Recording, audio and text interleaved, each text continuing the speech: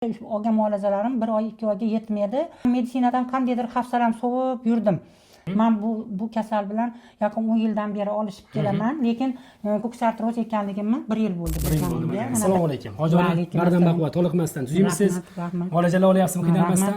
Mana holamizdagi bo'layotgan holatlar ikki tomonlama quyumishlarda ko'ks artroz shakllangan. Vaqtlar davomida lechini olib turasiz bu bo'yicha Hojiona. Endi ko'ks artroz kasalligi qanaqa kasallik ekan mana? Insonda avvalo tayanch a'zolari, hamma a'zolari ham kerak, lekin tayanch a'zolari yana ham muhim ahamiyatga ega. Bu insonda har bir qadamiga olib borayotgan ishlariga muhim ahamiyatga ega. Men bu kasal bilan yaqin 10 yildan beri olishib kelaman, lekin ko'ks artroz ekanligimni 1 yil bo'ldi bilganimga. Mana 1 yildan beri o'zim bir ikki joyda nima oldim.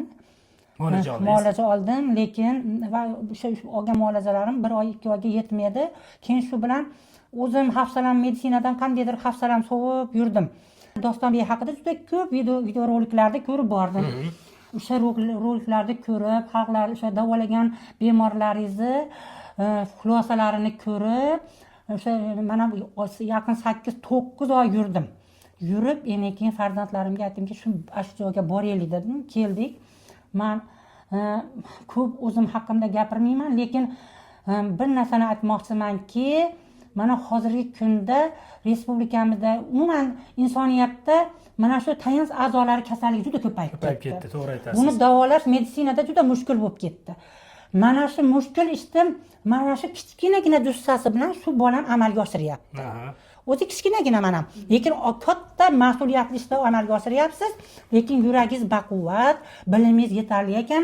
Eng muhimi sizda izlanuvchanlik borligini sezib, o'zimizni davolayapsiz. Bu juda katta ulug' ish. Siz qo'rqmasdan mana shu yerda ko'ryapman, butun respublikamizdan kelyapti. Hatto boshqa davlat, qo'shni mamlakatlarimizdan ham kelishyapti.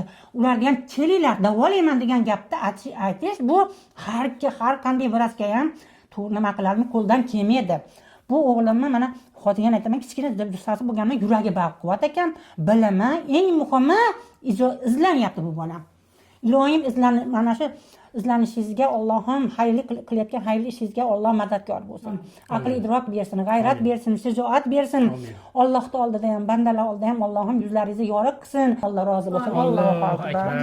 Katta rahmat Hojiona. Rahmat. Siz ham o'zingiz ehtiyot qiling.